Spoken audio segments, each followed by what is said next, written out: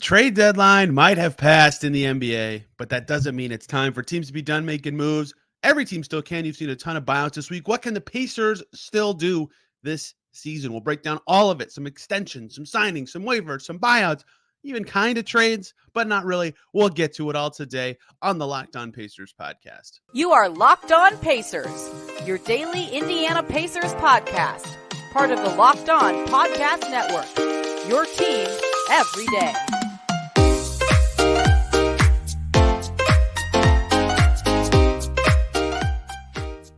Welcome in to another edition of the Locked On Pacers podcast, where we, of course, talk about the Indiana Pacers. As always, my name's Tony East. I cover the team for Forbes and SI, and today it is day one of the All-Star break, and we're diving in to a fun topic, one I usually like to do a little closer to the trade deadline, but this year just worked out schedule-wise a little differently, and that is, what can the Pacers still do team building wise during the season? I think there's some arbitrary cutoff at the trade deadline, and most people said it's for good reason that it's kind of the end of the team building portion of a season, but it's not. You can really do something at all times of an NBA season if you want to improve your situation ever so slightly. I guess most teams don't try to do things in August, but most of the time there are ways you can do things to get better. And this is no exception, even though trades are no longer possible. So we'll run through all of the moves that I think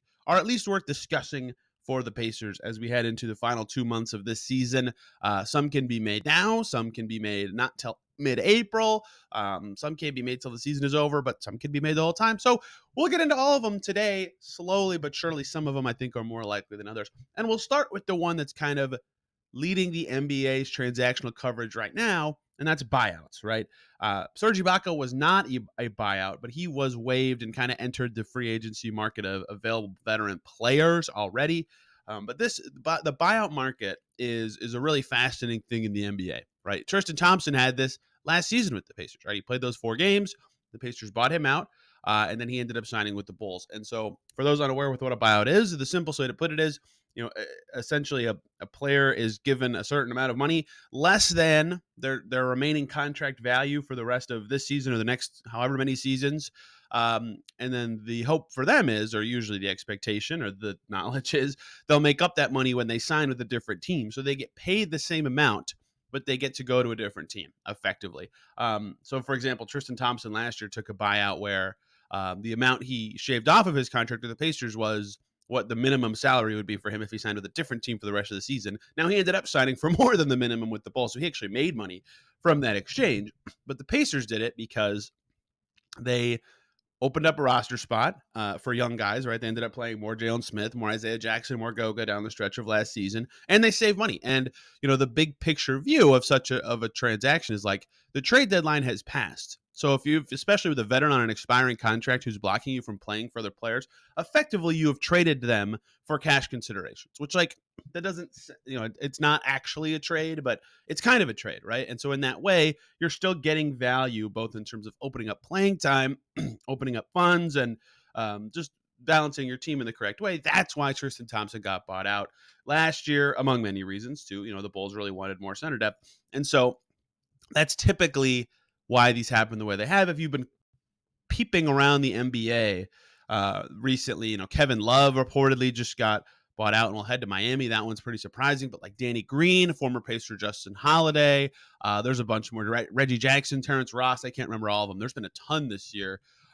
who switched teams at the deadline and then got bought out. But that's traditionally how it goes, is guys who survive the deadline or get moved end up switching teams to a spot that makes more sense for them. So that is how this works.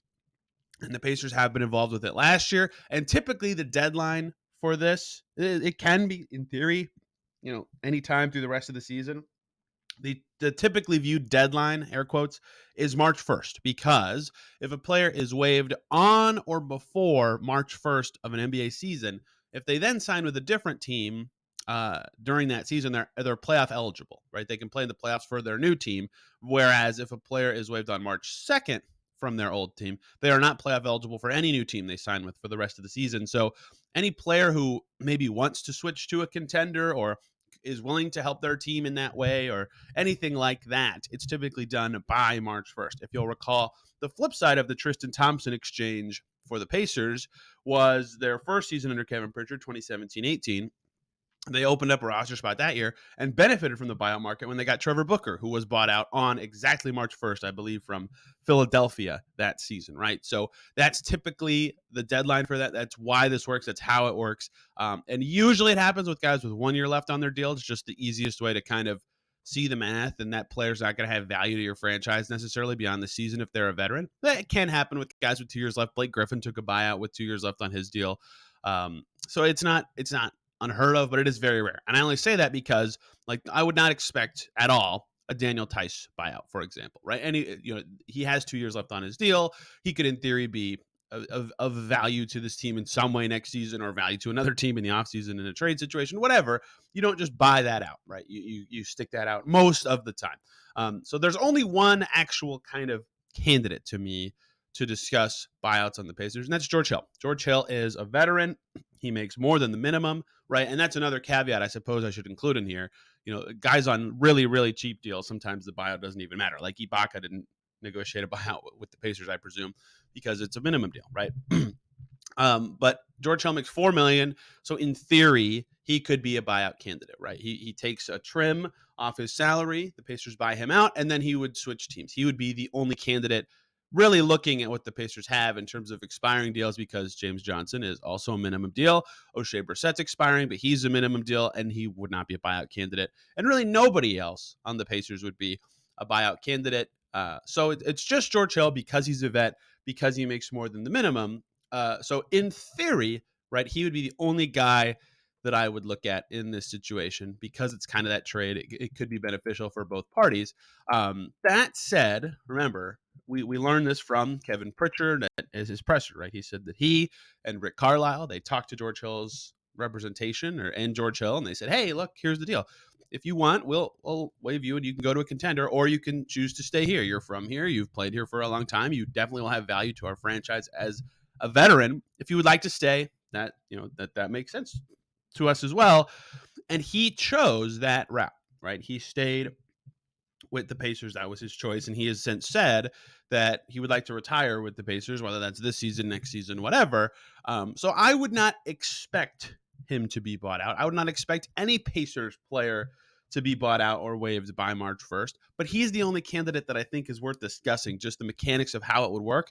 And then if that does happen, that would open a roster spot for the Pacers to do something else, like a signing or a 10-day or something like that, which we'll dive into a little more in the second segment. But that's like the only way I led with this one, because it's the most common thing done after the trade deadline. You've already seen, again, a ton of players switching teams.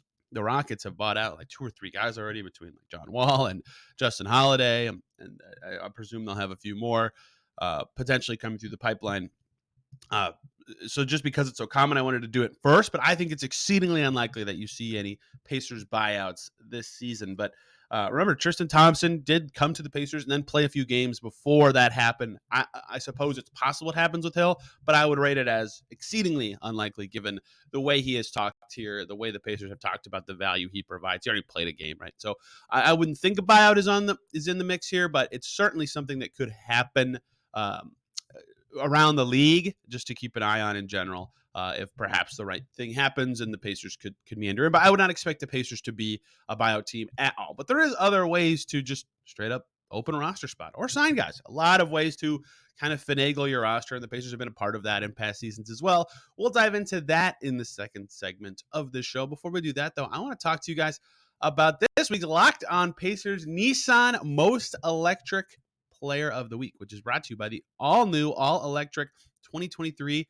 Nissan Ariya. And I've got to pick Buddy Hield, who just had an electric, awesome performance against the Chicago Bulls on Wednesday night. Not only was he electric in that second half, burying his 6 threes, changing the game with that banked-in 3 that changed his mindset, changing the game for the Pacers and the makeup of the game, but also because he set the Pacers franchise record for made threes in a single season. It only took him 60 games to do it.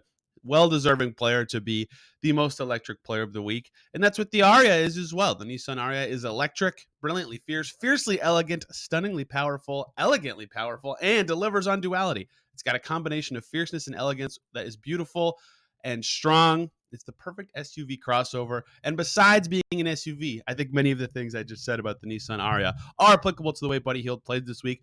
2023 Nissan Aria picks pin you to your seat, power, and premium intelligence all in one electric vehicle. The all-new, all-electric 2023 Nissan Aria, the electric vehicle for people who love to drive. Shop now at nissanusa.com. Thank you, as always, for making Locked On Pacers your first listen today and every single day for your second. Let's check out Locked On Mavs because, like I talked about the buyout market, they've been benefiting from it. They got Justin Holiday, a former Pacer, into that team. Could be an interesting wing piece for that Mavs team that doesn't have a lot of wing depth, and Justin Holiday has proven to be pretty valuable on some of these good veteran teams. I think he debuted already earlier this week, although I did not actually check any box scores from that. The buyout market is the most traditional and common way post-trade deadline that teams, waive guys or open up a roster spot or sign guys on the flip side of a player being bought out. But that is not the only way that this can happen. There can be any sort of typical, no negotiated buyout, waiver, or signing, really, after the trade deadline. And I bring this up because the Pacers have done this, right? It's happened to the Pacers a lot in the past years, both the 10 days and waiving guys on fully guaranteed deals with no buyout, things like that. For example, dating back to the 2020-21 season, the season of no fans, the Nate Bjorkgren coach season, Jalen LeCue, after the trade deadline, like a decent amount of time after the trade deadline. I want to say like 4 weeks almost, just got cut. Maybe it was sooner than that. But Jalen LeCue just got cut by the Pacers that season. He went straight into became a free agent after not getting claimed, and that was that. They opened up a roster spot. Jalen LeCue was not providing them any value at that time, and that spot was used for O'Shea Brissett, who signed a 10-day and played a little bit, and then signed another 10-day and played a lot of bit and was great, and so they signed him to a 3-year deal. And spoiler alert, speaking of transactions, we'll be talking a lot about O'Shea Brissett to close out today's show, right? So that is one thing the Pacers can do this season, is that type of transaction. Just because contracts are guaranteed doesn't mean that guys just can't be straight up waived, right? Buyout not even required. Serge Ibaka, I already said him, right? Just cut it. They just cut him to open up a roster spot that was used to sign James Johnson. I suppose that already happened after the trade deadline. I should be using that as more of an example, even for this season, of waiving a guy after the deadline. But they've done it even deeper into the season than that. Last year, I think it was April 6th or April 7th. There was only 4 days left in the season when Justin Anderson saw his 10-day expire. At the same time, the Pacers cut Kiefer Sykes, right? They wanted to convert 2 contracts. They promoted Dwayne Washington and Terry Taylor to the roster, and then they signed 2 new two-way guys, Gabe York and why can't I remember the other one? Was Nate Hinton, because he didn't end up playing. That's why I couldn't remember, right? So that is another way that you can get value out of waiving guys. You end up getting 2 new guys in the mix by doing that sort of thing that they did at the end of last season. And last year, between all the COVID contracts and stuff, was just crazy in terms of transaction. But either way, the point I'm illustrating, and the reason I bring this up in Pacers history, is because it's always something they can consider. You can waive anyone at any time.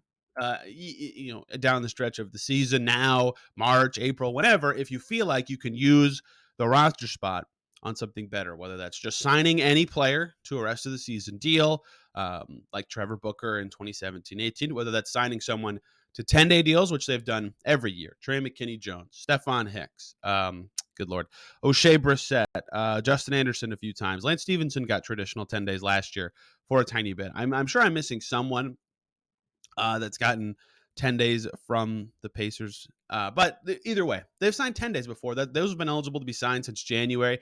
We haven't seen that many in the NBA this year. Gorgie Jang got a couple with the Spurs. I think the Heat just signed one a few days ago. I can't remember everybody this year. There have been less common this season, I think, than in seasons past, but they always pick up in the post-deadline landscape. So that's one thing the Pacers can do. Just straight up cut someone and use that spot to instead sign someone to a 10-day or sign someone that they just feel like fits their roster better. The tricky part of just cutting someone is, who would that be on this Pacers team, right? Everybody on their team has a guaranteed deal, and most of them extend beyond this season. The ones that don't are O'Shea Brissett, who you would not waive. George Hill, who we talked about in the first segment. If he's waived, it would likely be in a buyout setting, but I don't think I expect that to happen. I would put the odds at that extremely, extremely low of his mind changing. And the other one would be James Johnson, and they just re-signed him.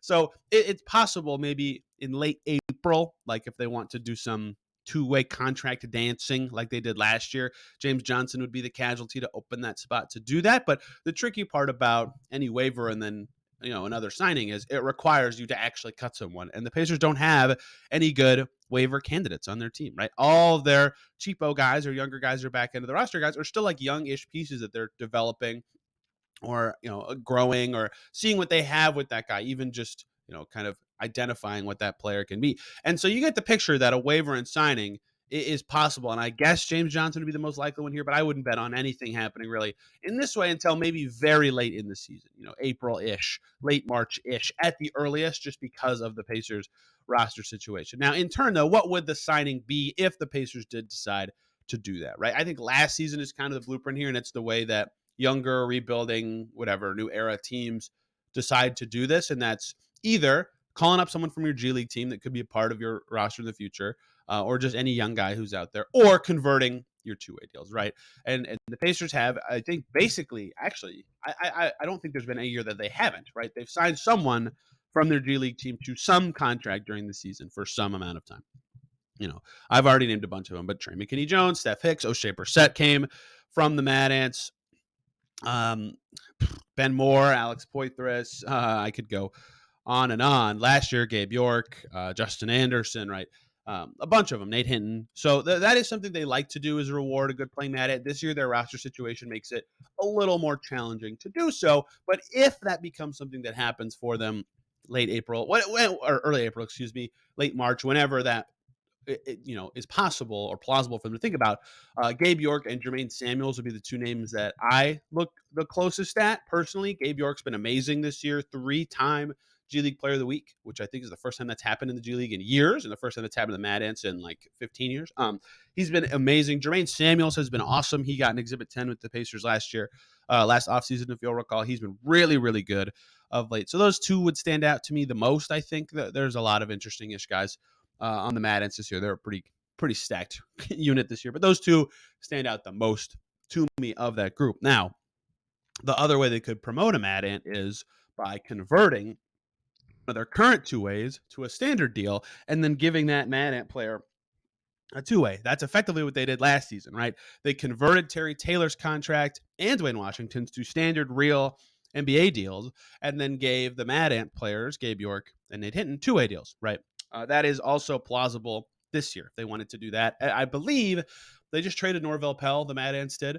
Except he might have been. Anyway, I think every Mad Ants player except for Justin Anderson is two-way contract eligible. Like even David Das Servitas, remember him from Pacers preseason action, right? There's a lot of guys you could talk about in this way, but because they're all eligible, that makes it even more flexibility or options that the Pacers could do in this way if they wanted to promote a Mad Ant. Now, it doesn't have to be someone from the Mad Ants. For example, Kobe Price from the Orlando Sentinel reported, covering the Magic, that they could move on from RJ Hampton, right? A former first-round pick from a couple seasons ago.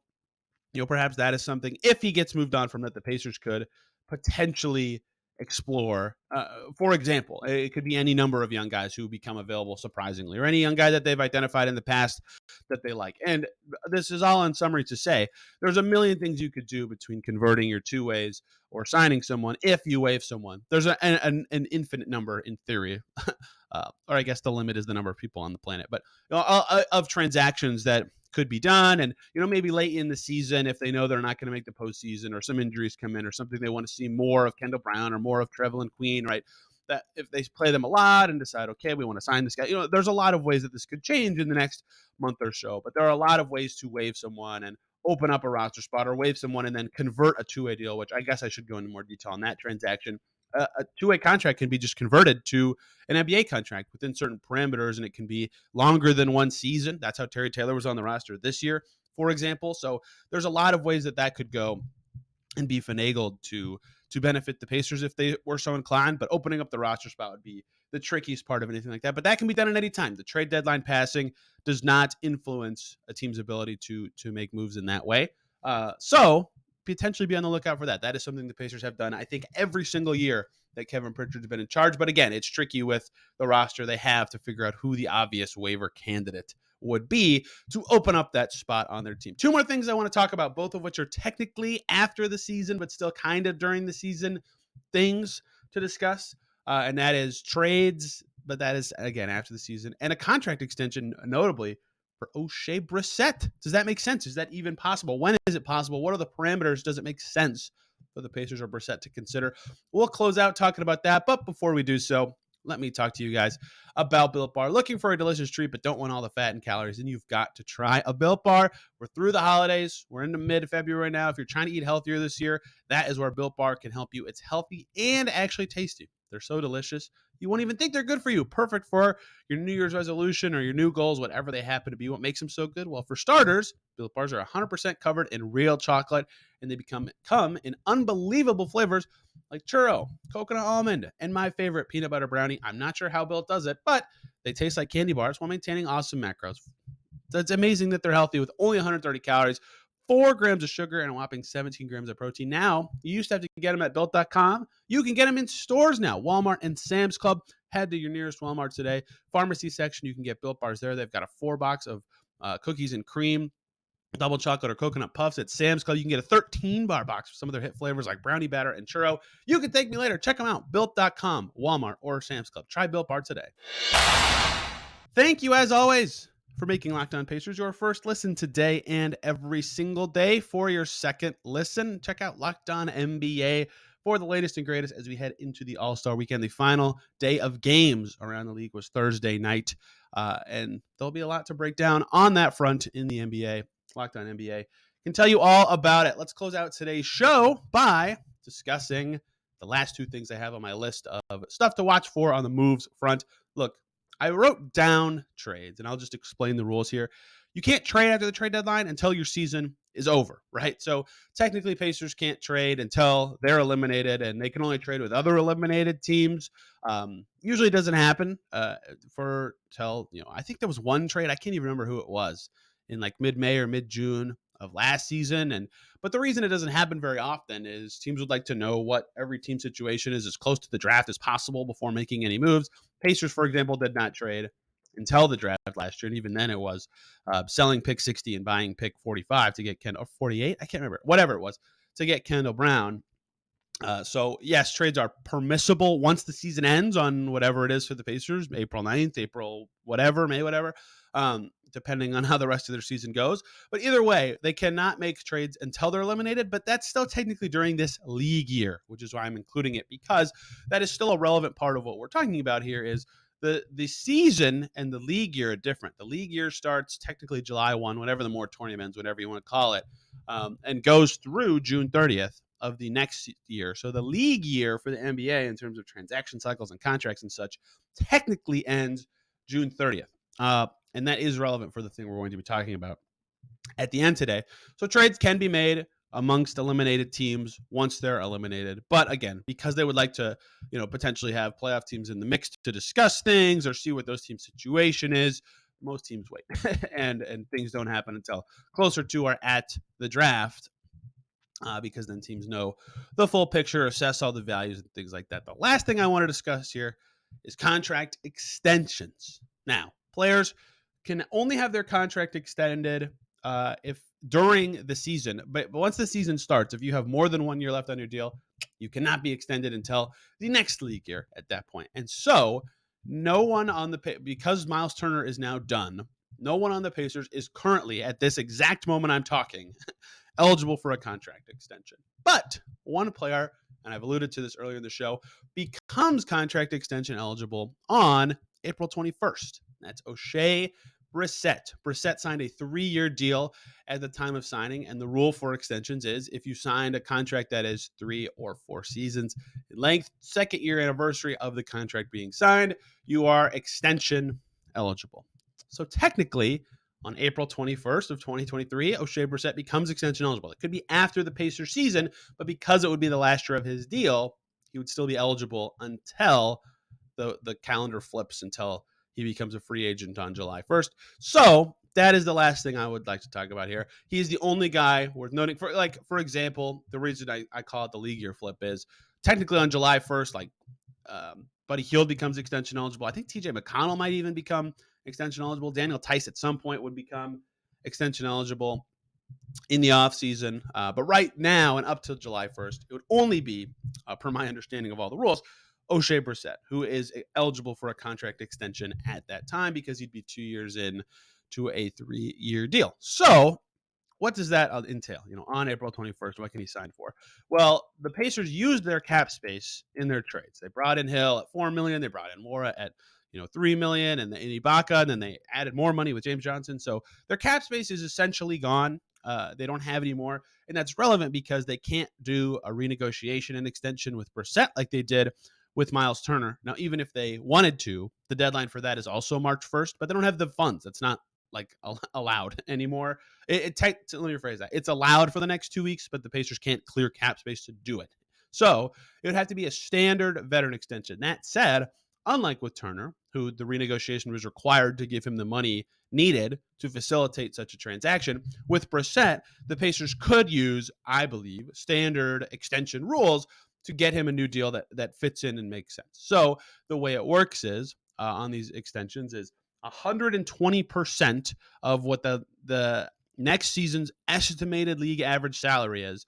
That is the maximum that the first year of his extension could start at. That sounds very confusing, and it kind of is. And some cap dorky people, I think Nate Duncan kind of coined this, but some people call this a Josh Richardson extension, right? He was the first guy that I think in the new CBA in general, I can't remember if it was the new CBA or he was just the first minimum player who did this, but with the Miami Heat, he signed this extension. He got, I think, basically a 4-year, $50 million deal from the Heat a long time ago at this point, 5 years ago. But he got this extension. So it's not impossible, but it's tricky to estimate the league average salary early, but it's typically kind of close to the non-tax pyramid level exception, which will be a little over $10 million next year. So in theory, the first year of an O'Shea Brissett extension could be up to $12 million. Now that's too rosy. That's too much for O'Shea Brissett at his current level of play and impact, but that illustrates that a legal extension for Brissett that also is fair value to him is possible for the Pacers starting on April 21st. So there is something worth considering here. It can be up to 4 years in length because the current season, even though this year would be over, still counts. So they couldn't do a 5-year extension. So I bring this up to say, technically, before the draft, before the offseason, O'Shea Brissett will be extension eligible. It's something the Pacers and him could discuss. Now, let's add an important caveat here, and something I talk about a lot with extensions. At that point, there's no games left to play. So if you're O'Shea Brissett, what's the point of signing an extension when at that point he can only negotiate with the Pacers, whereas the Pacers could offer him the exact same contract in free agency on July 1st, but at the same time, other teams could also offer him a contract at that time. There's no point of him signing it before that unless he thinks the Pacers are offering him a deal that is better than what he would get in free agency. And if you're the Pacers, I guess the advantage is you can negotiate with him before anyone else because he's under contract with your team at the exact moment right now. So maybe if they want to, exceed his market value or lock him up, they could do it early. But all right, if you're Brissett, waiting does have value, right? So I don't know what his exact value would be. I'd have to dig into some past similar impact level players to kind of see is a Justin Holiday's, 3 for 18 a fair value? That's maybe pretty close, 3 for 20, something in that range. That's also legal within extension parameters for him. But again, if you're O'Shea Brissett, and you don't think that deal is, way over what you feel like you can get free agency, you're just going to wait until free agency, right? He could get a number of teams to offer him some portion of the mid-level exception, for example, in the summer. So he's not tied to a cap space team, for example. So if you're the Pacers, the pros are he's a good player. He's not expensive. He's young. He fits your timeline. He's been a good culture guy. Every time he is called into play, he plays well, even when he's out of the rotation for a few games. That's great. The cons are you don't have a lot of roster spots next year already, right? If you're the Pacers, George Hill's contract expires, James Johnson does, and Brissett's does. That's it. And they have 5 draft picks, and they will definitely be an active team this summer for a million reasons because of that. But if they feel like Brissett's a good use of a roster spot and they could make moves elsewhere, perhaps, especially now that they have Wara, right? This could be a con as well. They have guys at his position, but perhaps they say, yes, we would like to lock him up and make moves elsewhere. But he would have to decide extending with the Pacers is the best situation, either financially or basketball-wise for him, as opposed to hitting the free agency market. So I wouldn't expect this to happen. In fact, I'd put the odds pretty low just given the timing, but it is technically legal in late April prior to the offseason. So there are still things the Pacers can do this season despite the trade deadline passing, some of which are pretty interesting. I think the most likely thing you would see is, maybe a late March, early April, like slight tweak of the back end of the roster to give a Mad a chance or add in some young guy that could be interesting. But there's always a number of ways things could go if injuries dictate certain moves. Like if there's a ton of injuries, they could get, one of those injury exception kind of things to add somebody. There's a lot of ways this could go. You get the idea. Just because the trade deadline is passed doesn't mean the roster building and thinking has to be passed as well. So if you have questions about this stuff, hit me up on Twitter at TEastNBA or this podcast at Locked On Pacers. Enjoy the All-Star break this weekend. Lots of stuff coming tonight. If you're listening on Friday, you can see Benedict Mathurin and Andrew Nembhard, for example, in the Rising Stars Challenge on Pau Gasol's team, and they're on the same team, which is, of course, fun for fans of the Pacers. 3-point shootout on Saturday, G League next up, game and All-Star game on Sunday. We'll, of course, be breaking down all that come Monday. And then Tuesday of next week, we'll be talking even more Pacers stuff, diving in to their draft pick situation next season and your rooting interest for the rest of the year. You won't want to miss that. Thank you guys so much for listening. Have a fantastic day and weekend. We will see you on Monday.